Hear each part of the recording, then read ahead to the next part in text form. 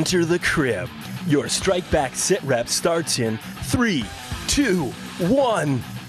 Wait, do we go on 0?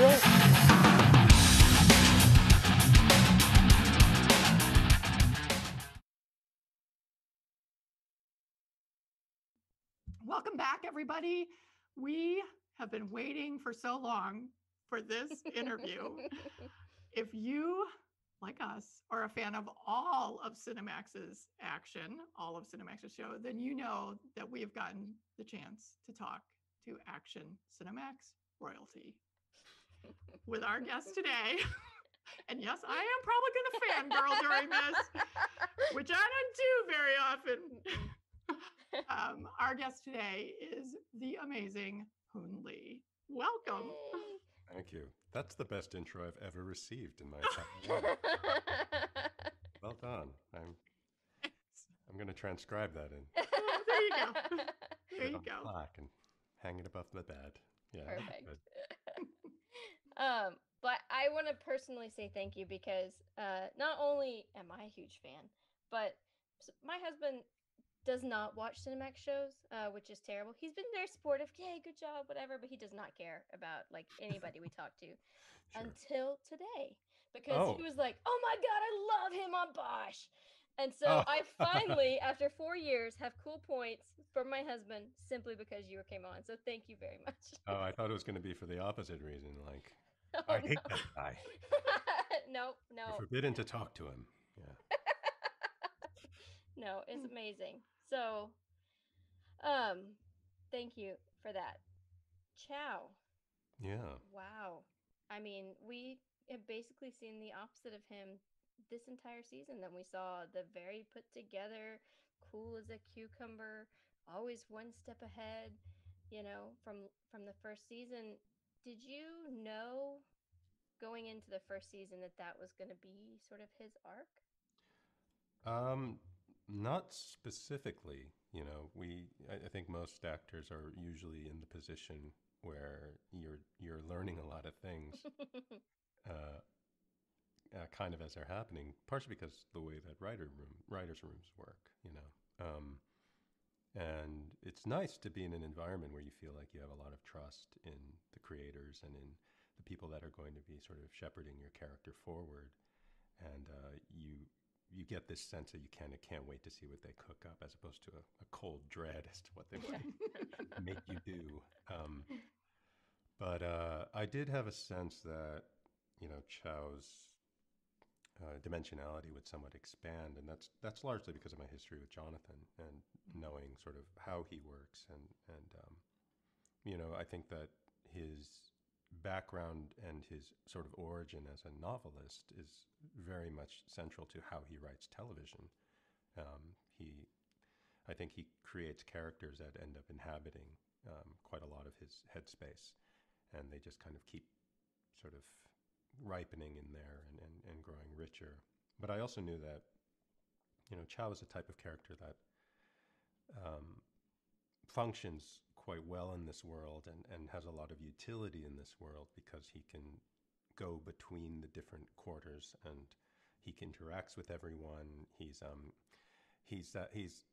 functionally one of those characters, not unlike hackers actually, where he can move plot along because he knows a lot, so he can communicate information, and you don't spend a lot of time trying to piece together how he knows. You just are able to access the information and shuffle it along from one area to the next. So I had a sense that there would be more growth, but it's just a pleasure to sort of feel like you have a character that you can kind of keep excavating and kind of keep digging at, and that the creators and the creative team want you to do that. They encourage you to do that until it's too much, and then you gotta stop. You gotta dial it back. Well, we've talked about this several times about how much more emotional the characters are this year, and which is fantastic. And Chow's really been, like you said, the chance to sort of excavate more of this character that we knew him as just this sort of almost Switzerlandy sort of person who's living on the periphery of everything, or as he says, the shadows. And yet, we saw Chow during the latter half of this season just shaken, humiliated, shaken. And I think for me, probably the worst moment was watching him give up his daughter, and a daughter who he didn't even necessarily have, only knew her on such a surface level. And yet that there clearly was the bond there. And that moment when he just, the giving away of her name was so devastating. And I just wonder, I'd love to know more about playing that scene, because it really was just, to me, it was like, that's the bottom. Well, that was awful. It's interesting. And, one thing that I really appreciate about Chow is sort of how nuanced and sort of complex his relationship is with the idea of what it means to be an American. I mean, that's a question that's being explored through every character, really. But because Chow explicitly wants to live between worlds, and takes that permission, so to speak, like it doesn't ask for that. He just goes to it. I think he's put in a place where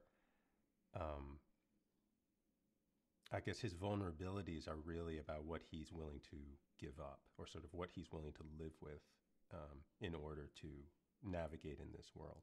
And his history of oppression was something that informed a lot of our idea of sort of what his limits are.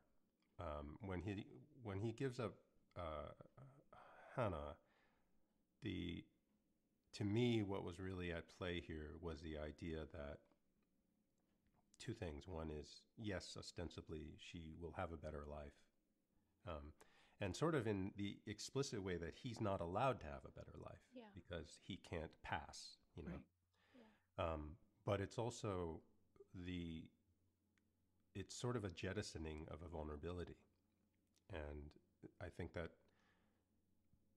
this is that sort of situation that people often encounter, where they're holding two ideas that are somewhat at odds with each other, and you're sort of trying to hold both of these ideas in your heart and your head simultaneously.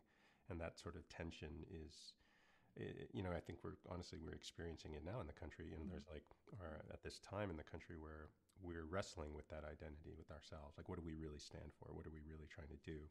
And it's a hard thing to look at yourself. It's a hard thing to say, this is what I'm actually doing. And therefore this is who I am. So, you just try, I think you just try your best to maintain that tension in a useful way, in a way that, creates an energy or creates a feeling or helps drive an emotional stance. And it's not our job to tell people how to feel about something. It's our job to just draw our characters through the situation. But yeah, I'm really thankful that they, put this arc together for Chow and allowed him to be put in these uncomfortable places, Yeah. Because it's a character like Chow is fun, but it can grow quite predictable if you don't do those things, if you don't show his weaknesses, if you don't show where the stakes are for him. So I'm always glad when people do that. One of the things that we have talked about since last season is the connection between the show and what you hear nowadays. Not that it went away during that period, but it's much louder in a way that it was allowed to be louder back then. And that scene in particular, so I am an adoptive parent. I have two little girls who are girls of color. One is Hispanic and one is Marshallese. And that scene felt powerful because I know one of the things that we didn't know about ourselves that we've had to learn is living in their world, is exposing them to what they need, not maybe what was comfortable for us. Right. That and I think about that when he did the Hannah, and allowing her, and she's going off to live with these white people and pass and will never know her culture. And it was one of those that just, this show very often is loud about the fact that it's relevant. The speeches about, like, they're here to take our wives and here to take our jobs, and it's like same thing there, but it also hits those quiet things to show it's not just that speech. It's this like insidious sort of erasure that they felt like they had to do in order to be, like you said, to be American. Right. And yeah, I don't even have a question, that I don't know where I was leading there, but I just think it's such a beautiful, and it's one of the reasons why we keep saying this show deserves to be on air and deserves another season, because it's not only phenomenal and great action and fun, but it is so relevant. I think that one of the things that Jonathan understands in his bones, really, and I think this was on display in Banshee too. It's like, these are genre shows, and they're very pulpy, and they're not for everyone. They're heightened, but I'm a fan of genres in general, and I really appreciate the way that the mechanism works, where there's a certain comfort and ease and lack of pretense there that allows people to expose themselves, and allows them to just sort of be open, and once that condition is met, you can offer up something that maybe hits a little harder and hits a little deeper, speaks to something a little more serious, and people are able to receive it because they're not girding against it. They're not holding a huge amount of expectation over it.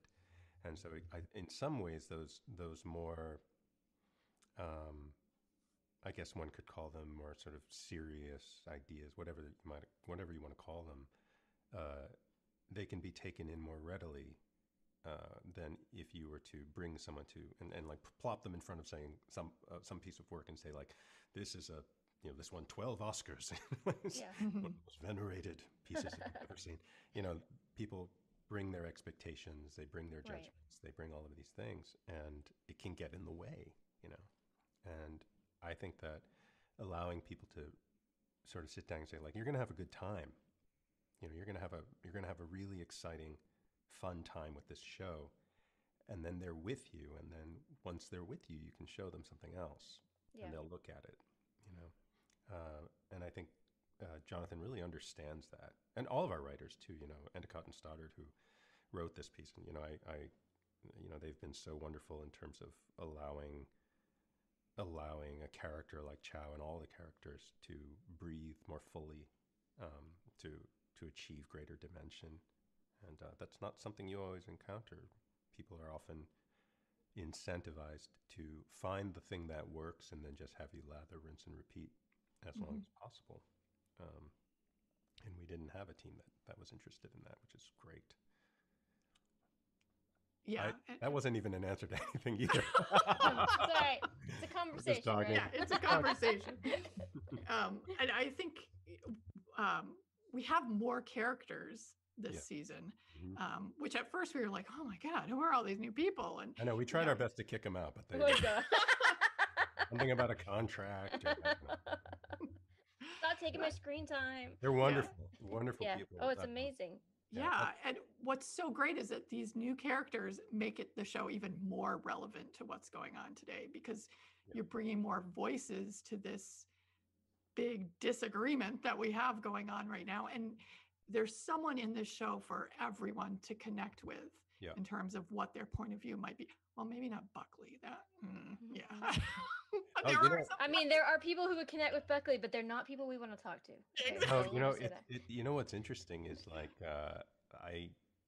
I am so, for one thing, the new people that came on board, I mean, a couple of things about that. One is, I've been in the position where you come in a second season, and it's sometimes a little tricky to be the new person, and no matter how well-meaning an organization is, it's hard to get around the fact that you're your first season crew has had this body of experience that they're all in connection with.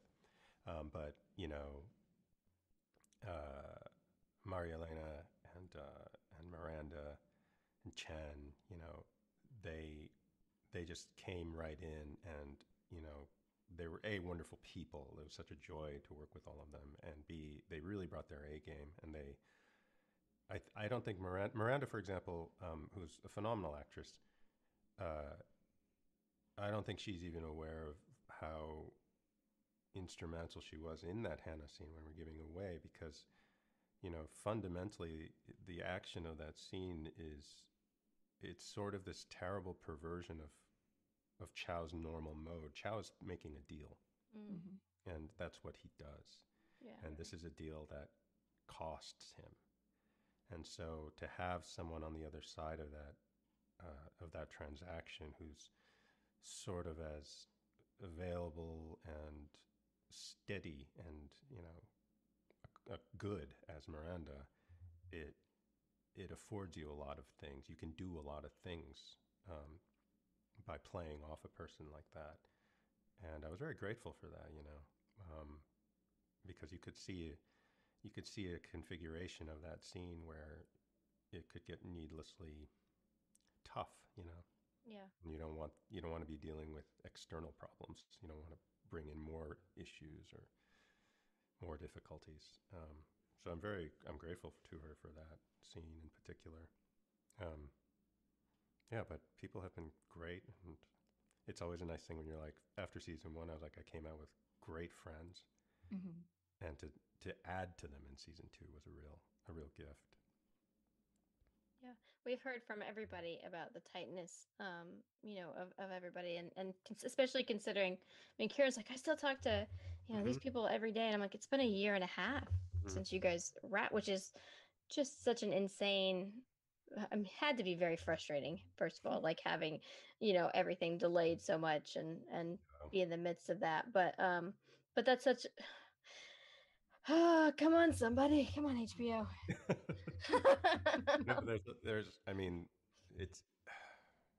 We're kind of going off on it, and I know maybe some people are rolling their eyes about it, but it is a pretty exceptional thing when you have a bond like that. That's so sort of broad. It's a lot of people that sort of connected at a really deep level, and also to be working on a show that you feel is not only fun and an adventure, but also has something to say. And you think about all of the criteria involved to create that situation. It's a pretty rare thing, sort of a unicorn of television. Yeah. And so I think people are understandably wistful for it, protective of it, whatever it may be. It's interesting because there's a parallel to Asian theater as well. Like when you do a show and there's a large Asian cast, those shows inevitably feel like family, partially because it's so rare, and I think everyone involved sort of understands that it's unique, and it's a unique time, and it may not happen again.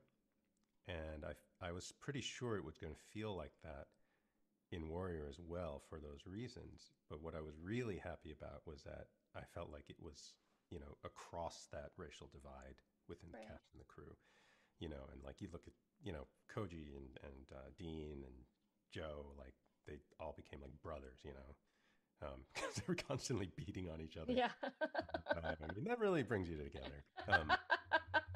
But, that's I think in Joe Taslim, his interview, he was like, you really have to love someone to like beat them up, and I was like, sure. Okay. No, there's a real truth to that. If you're an on-screen enemy with somebody, you can go so much farther with that person if there's a lot of love and trust. You can make that on-screen situation so much more dangerous because you have each other as people in the scene.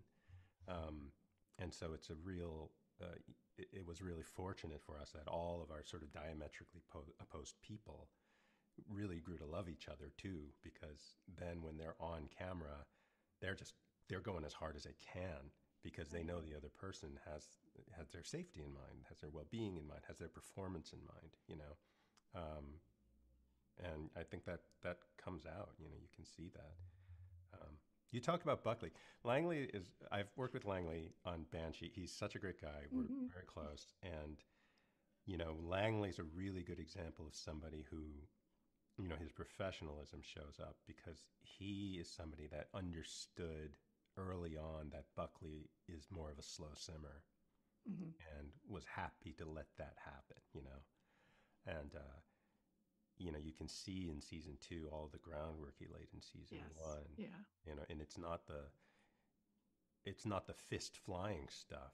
It's the small moves, Right. you know, the small turns of the screw that he was working on. And you see that with him. You see that with... So creepy. Oh, yeah.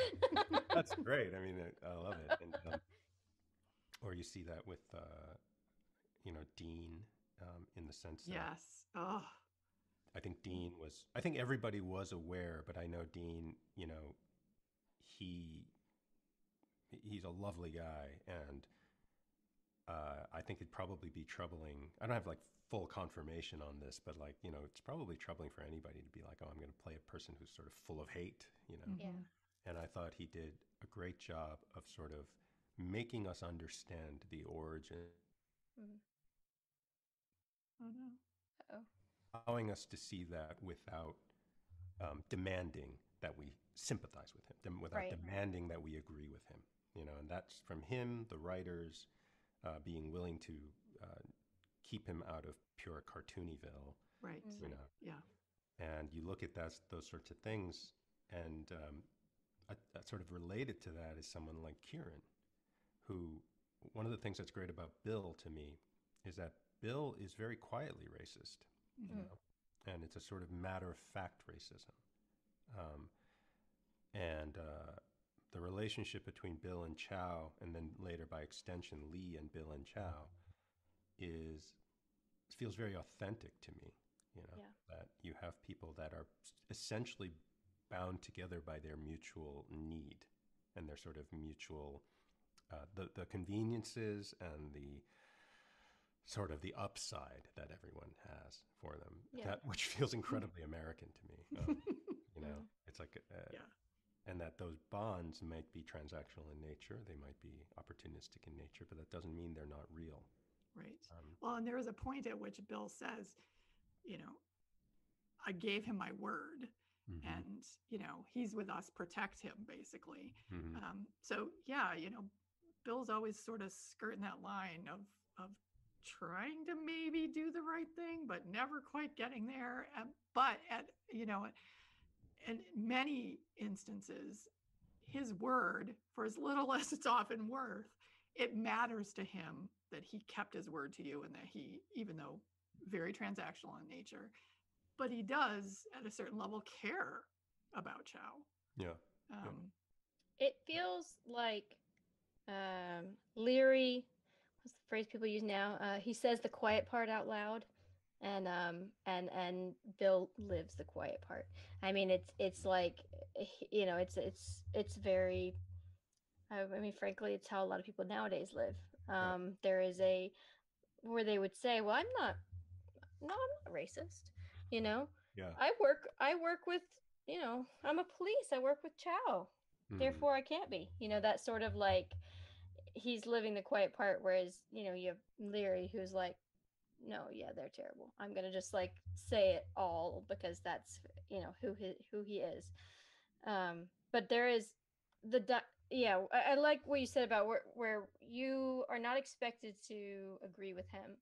You do understand, and that's one of the things we've often talked about with Cinemax in general. You're like sort of villain of the story. Even with Buckley, you get a background. They're not flat. I mean, that strike back, whoever was your season bad guy, you'd always understand something about where they came from, why they were doing what they is. You don't agree with it, but you can get it, I guess, is maybe a way. And I think that happens so much. I mean, he's still a dick who blew up a factory, but like, you know. But I agree. I think one of the best decisions made this season was to expand Leary's character, because Leary represents so much of not only what was happening back then with, you know, they were they were going through what the Chinese were going through now before the Chinese went through it. And so now, instead of looking at the whole system of oppressors, we're just going to oppress the new guys. Yeah, And yeah. And that's really that. I mean, that's the history of America. Yeah. You know? Exactly. Look Yeah. down, not up. Look Yeah. sideways, don't look up. Yeah. Yeah.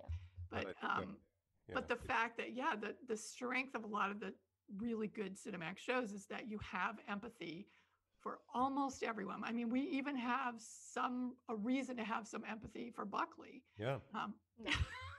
Come on, that hurt. No. There's a reason he's psycho. No, But- there's like, you know, I think that one of the, I mean, it's very much a case of, you know, heroes or monsters are never born, they're always made. Right. And I think that that's Yeah. a central sort of idea that Yeah. runs through. And it's just, the question is really whether a show has enough time to explore that and let that be. One of the things that I liked about season 2 is that a lot of what we learn about the characters that informs what they're doing in the present and then through the future is something about their past. And so when you see, when you learn about what Dean has lost and what Dylan Leary has lost, you know, it starts to color in things a little bit for you. When you learn more about Youngjun's relationship with his father, and also that his father had this history, you know, that sort of thing, you start to shade things in a little bit differently. And they retroactively inform things as well.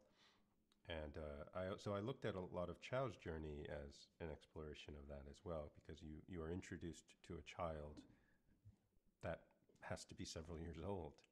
So now you look at this sort of situation of, okay, well, he's making moves in the city, but what's the reason? There's now an open question. What are his sympathies actually? What is he capable of, or what has he been trying to turn away from? You know, what has he been trying to hide, and why is he trying to hide it? These sorts of things. So you learn more about the people's past, even though you're ostensibly moving through their present and future.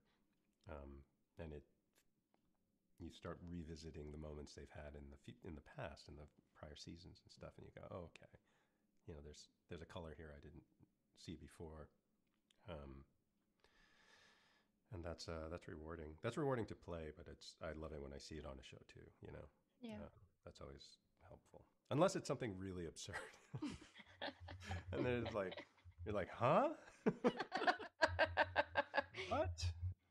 Funny. I will admit that when this season first started, I think the first episode, I actually sent Deb a message saying, I'm a little concerned. I think there was more white people in this episode than there were in the entire first season. And I had a concern that there was going to be, because one of the things that's so great about the show is that it is like mostly an Asian cast. And it was this story about that. And I was like, oh, like we're seeing so much more of Leary. Like I get it, like a good character, but is it going to take away from that? But I think the way they built it, and then to culminate in episodes 9 and 10, it made it all so much more impactful.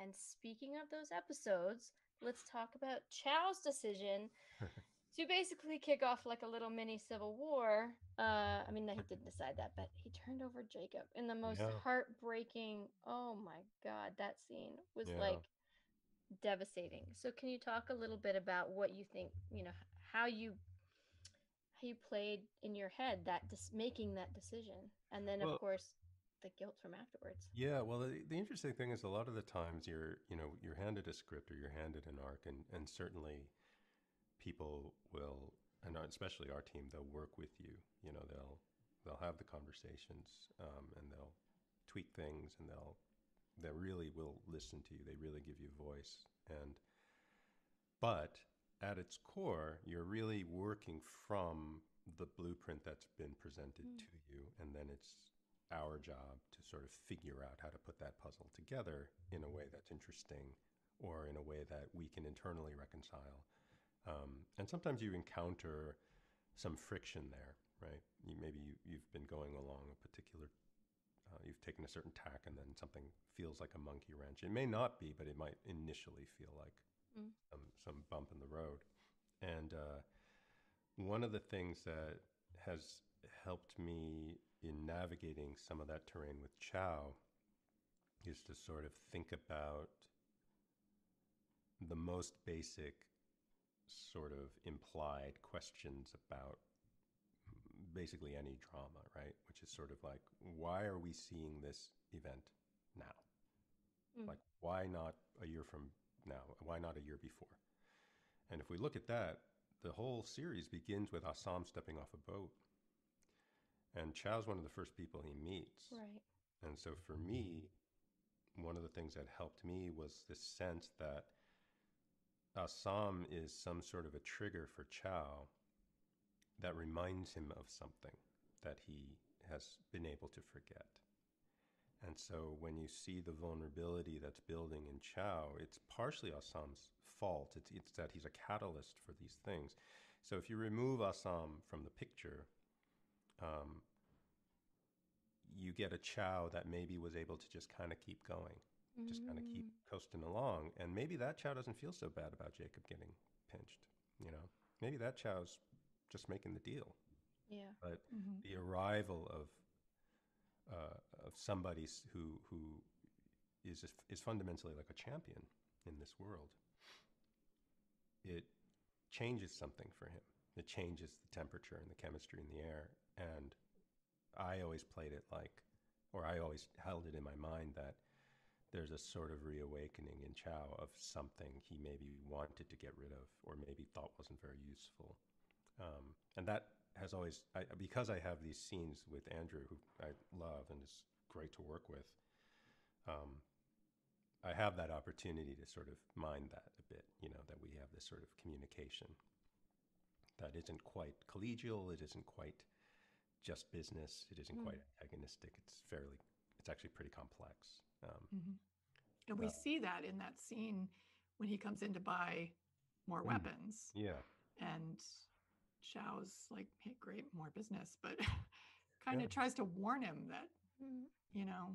Yeah, there's something there where I kind of looked at it like maybe Chow was even, maybe there's some part of Chow that's even a little resentful that he's being forced to confront his own morality again, you know, after having like kind of figured it out and put it away. So it doesn't feel like an accident to me that now he's decided he has to do something about his daughter. Now he's decided.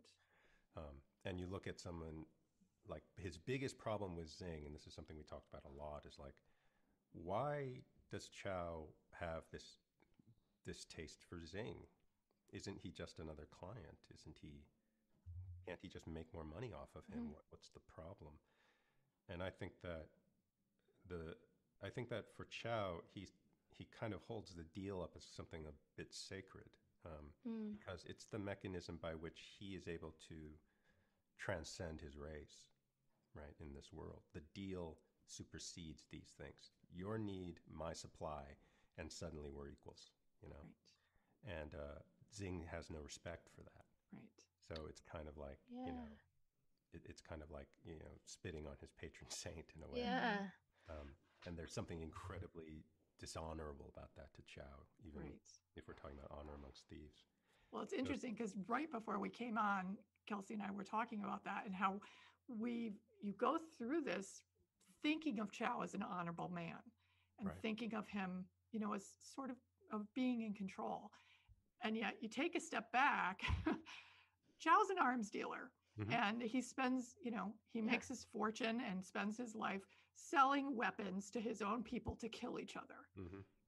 Where's the honor in that? Right. You know, and so those scenes with Koji, with Assam, start to lay that bare. That you know, and to see him forced into taking sides or making those decisions by Zing, you know, was just terrific. I mean, he's such a great character this year. I mean, he was last year too, but my God, the growth this year is. Yeah, I mean, last year we like loved him, but it was like he's like a cool character, and he's got like great hair and like clothes, and he's always one step ahead, and he's like snappy, and he's got the great lines. This year it's like, oh, he's so good, you know. Thank you. You are so good. No, so I mean, good.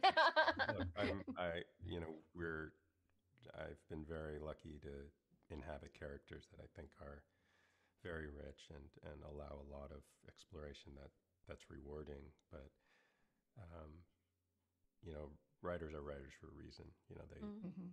they do what they do and they're pros at it, and I have a huge amount of respect for what they do. Directors too. You know, like Lonnie and I have had a long history because of Banshee, and to walk into a set and you feel cared for and you feel that you have a history with someone, you trust them, you know that they're gonna do their best for you Mm. too. Um, that is really hard to. Uh, that's you don't find that a lot, or at least I Right. don't. I mean, I'm Yeah. sure other people do, but maybe if you're Ryan Reynolds, it's just de rigueur. But, uh, but that sort of that sort of awareness of the fact that Chow kind of is aware that he's being forced into positions, Mm. is how I sort of justify the fact that he does something quite reckless in confronting Zing, Mhm. and sort of forcing that hand. Uh, yeah, so it's fun though. It's fun to see someone who is a controlled person lose control. Like that's like what how far does that have to go? What's the extremity that creates that situation? Is an interesting uh, place to be. Yeah. So you talking about fun? I'm curious. I mean, this season was pretty rough. Yeah, Was certainly. there like a scene that was actually super fun to film, like I lighthearted fun, or was it Oh, all just lighthearted fun. lighthearted fun? Okay, so so Kieran and me and Tom tend to have really fun shoot days, Mm. because we are all sort of similar style actors in the way that we deal with things when the cameras aren't rolling, and I think we tend to kind of want to keep it loose and kind of want to Mm. keep it light, and they both have terrible sensitive humor like me, and so that's always good, and so those days they're really fun in that sense, in that sort of lighthearted Yeah. camaraderie, no matter The what we're prop shooting. game. Kieran talked about the prop game. Oh my God, Kieran has a million games, right? And God bless him for it, because those days can get long. But I do think that Kieran and I had a scene in episode 4 in the police station, Mm. and Oh, what a scene. Whew. that was really fun. It was just such a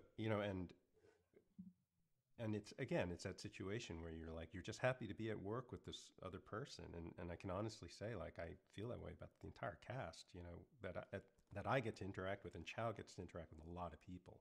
Yeah. Jonathan, I think I feel like Jonathan was making up for the fact that Job only interacted with like 3 other people in Banshee, like, for the whole run. There's like 2 episodes where he sees other people. But damn, that was were good interactions. Oh no! Yeah, I mean, I'm not complaining about all my interactions being with our leads, but like in terms of, it was really fun for me as an actor to be able to interface with all of these other cast people that I really like. That Yeah. just you'd show up to work and you'd see people and be like, "Hey, we're gonna have a day today." Yeah.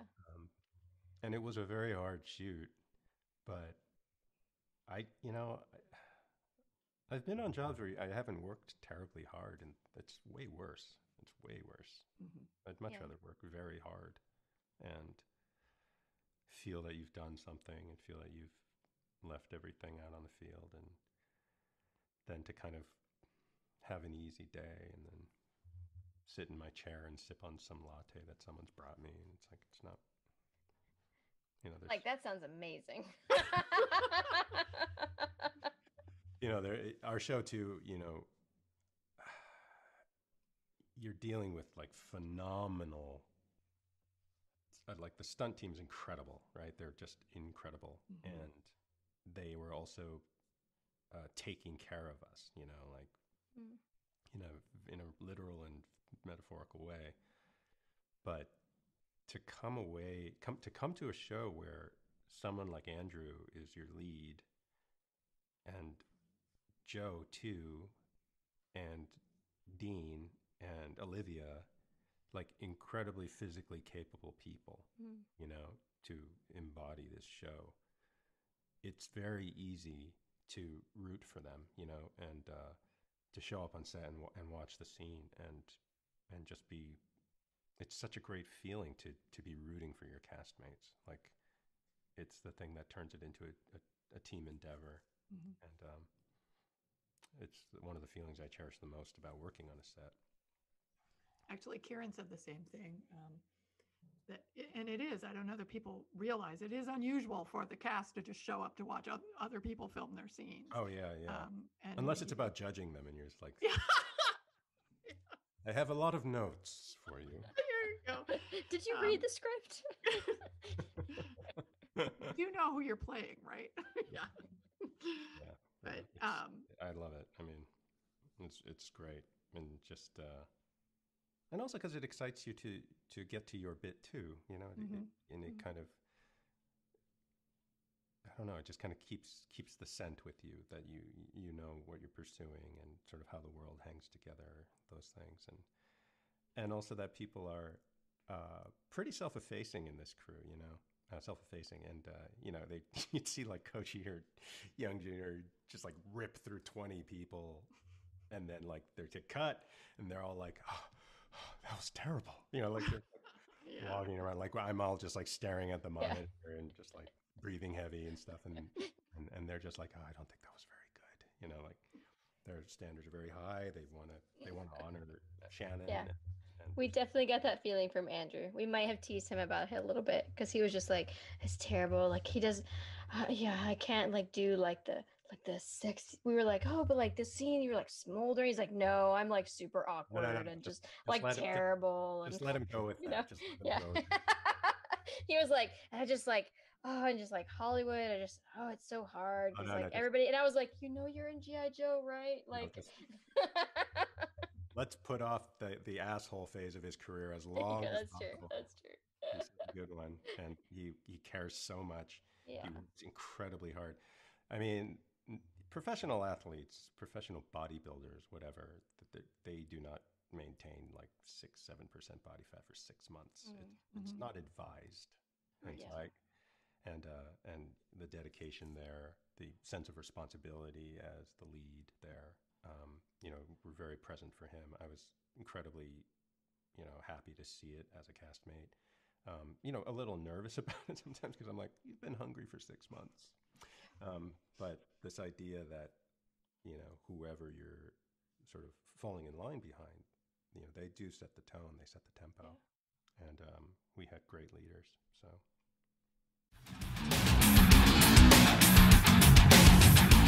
Thanks, and tune in next week for another Need to Know session at the Crib. Follow us on Twitter @StrikebackCrib. Out.